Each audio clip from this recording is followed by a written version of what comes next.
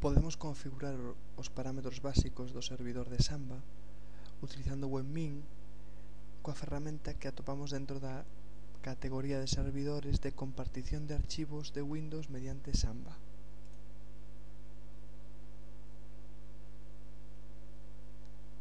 Esta ferramenta nos permite xestionar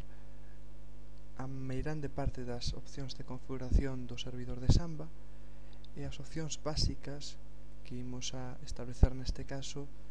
os atopamos dentro da sección de configuración global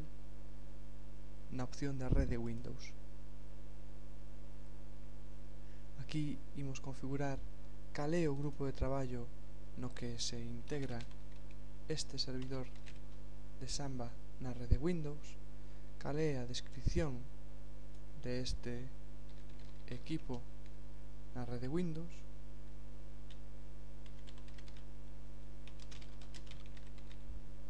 e cal vai a ser o nome deste equipo na rede Windows.